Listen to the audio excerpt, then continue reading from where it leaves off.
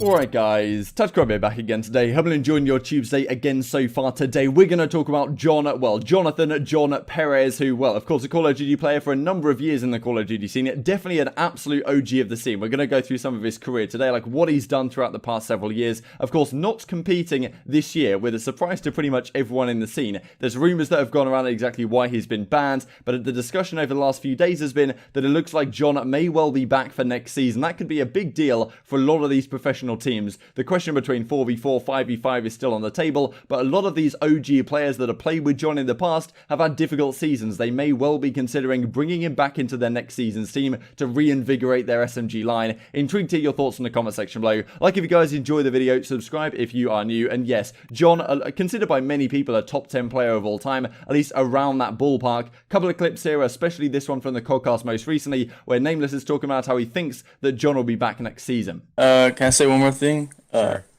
Free John and be safe.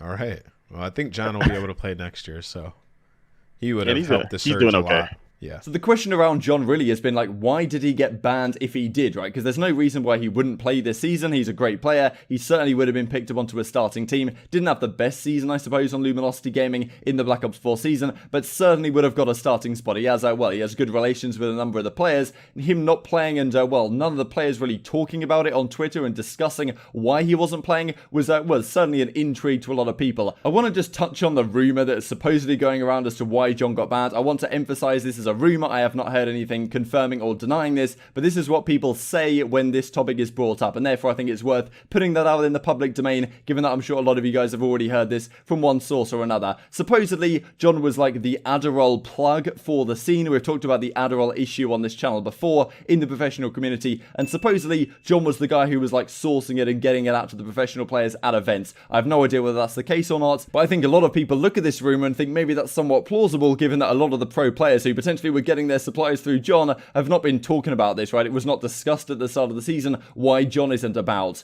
And it might make sense for the CDL to say, look, we're not going to tolerate this stuff. You're going to get banned for a year. Next year you can come back and, don't do it again kind of thing. Then again, we're online now, so who knows what people are doing in the comfort of their own homes. That's actually a discussion that we really haven't had throughout the online scene, to be honest, but certainly one that you might consider. So, of course, with John potentially coming back on the horizon, there's some discussion around other teams. As Sensors Jetski points out to me here, Kenny and Octane supposedly liked this tweet, so are they going to come back on the same team? Who knows? A lot of these players have had difficult seasons. Pharaoh says to Awakening, like, no BS, I love you, like, I hope we can team next season. It would be an honor to game with you next year. I'll keep you in the loop with what's going on, and we will see, says Pharaoh to Awakening. And then I just wanted to go through John's career, because if you guys haven't been around Call of Duty too long, he is one of the absolute OGs of the scene. Some of the guys he's playing with back here, back on the Team Fear squad in Black Ops 1 with Assassin, Fizzip and Twiz. Of course, some of these guys are still about. He played with, Spacely, Saints, Embos, Parasite, of course, through the Black Ops 2 season when they had a pretty solid squad.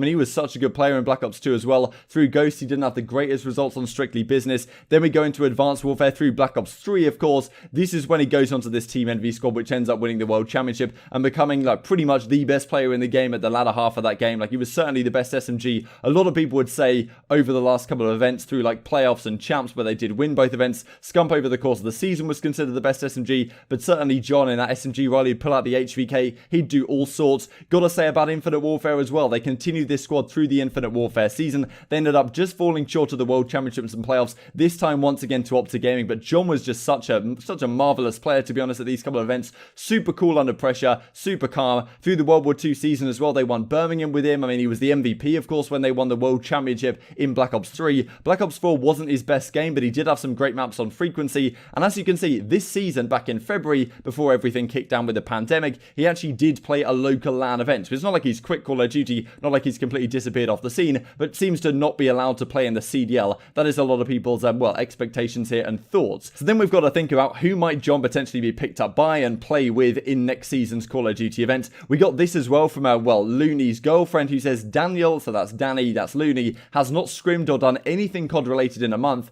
Toronto got eliminated yesterday, so no more CoD, but guess who isn't allowed to come home for another 2 or 3 weeks? We've heard about this the entire season, with Toronto management being super restrictive on whether their players can come home, or, you know, where their players travel to, and not allowing them to play in the actual games if they're based outside of Toronto, if they go home for family reasons or whatever. Even during the pandemic, for some reason, they're not, well, they didn't allow this to happen. Really confusing to me why this is such a hot topic for the Toronto management. It still seems to be the case, though, and a number of Toronto players have talked about some of their frustrations with this. I mean, Looney has somewhat been the most vocal, and of course M here as well, actually Looney's fiance. I just checked her bio, so yeah, congratulations to them. But well, it just begs the question, right? Next season Looney hasn't been on the starting team. He probably still has some life in his Call of Duty career. That being said, does he try and go elsewhere? Do other players try and go elsewhere? Is Looney a potential target? I just looked through the players this season and looked through some of the players that well, John has teamed with in the near past. We got Slasher, we got Jacob. Neither of them have had great seasons. We've got Octane, Slacked, and Apathy, of course. I mean, won the World Championship with Apathy. Recently played with Octane and Slacked on some of these Luminosity squads.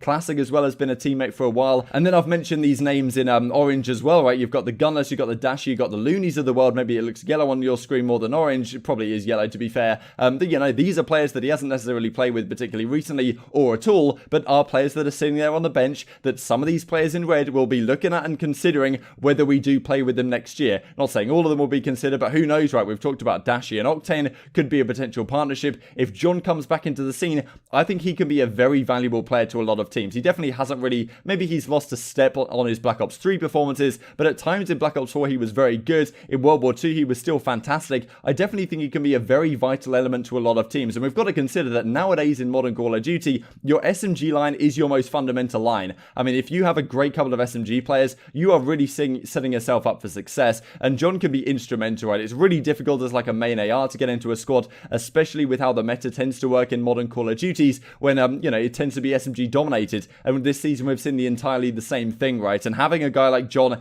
in a team like Seattle this entire season may have been revolutionary for them and may have made their team so much better than it was. The likes of Octane, Slacked, and Apathy, they may be looking for some sort of, you know, some sort of reuniting there. Who knows what Surge want to do? We're going to have to talk about this team and what the next steps like for this squad, because, of course, where does Octane go? I mean, you've got Slacked, Apathy, Panda, Proto, and Nabel sitting there on the bench, right? And the potential of John coming back, the potential of 4v4 as well. Like, how do you structure these rosters? But a lot of these players, I mean, you look at the World Championship squad from Black Ops 3, Slasher, Jacob, and Apathy, they have not had great seasons by any means. You bring John into that team, you bring that back for a 4v4. I'm not saying that's the best direction to take, of course, but I'm just saying it's a possibility. They may be thinking of John on the bench, and well, not really on the bench, but on the sidelines, trying to slot him into a squad. I would not be surprised at all. SMG players are very valuable, especially ones that have proven that they can win world championships, do it with a number of different weapons, a number of different roles over a number of different teams. Super cool head, super like icy character, and yeah, hopefully John does come back. Hopefully he's retained his skill that he has. I don't doubt that he will. Usually it's more of an issue with motivation with some of the older guys than it is necessarily with actual talent, but I definitely think John can still be competitive. Intrigued to hear your thoughts in the comment section below though. Who do you think John will team with, if anyone, if he does come back in the next Call of Duty game? Excited to see though, because John traditionally has been superb at the Treyarch titles. Black Ops 1, Black Ops 2, Black Ops 3, Black Ops 4, like all of those games are probably like his best Call of Duties in some order or another. You could definitely throw in World War 2 and,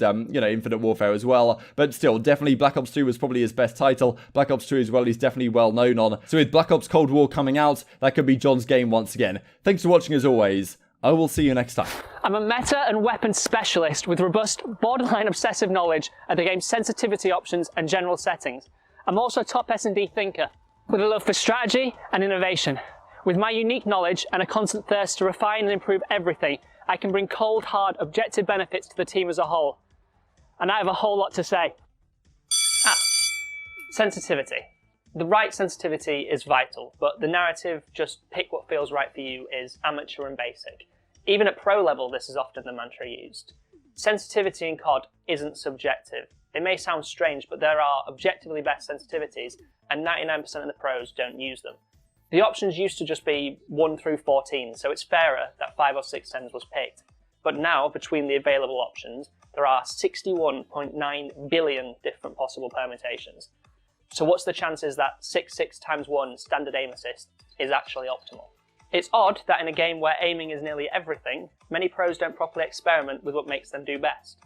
With me on the team, your players would without a doubt be using what raises them to their ceiling.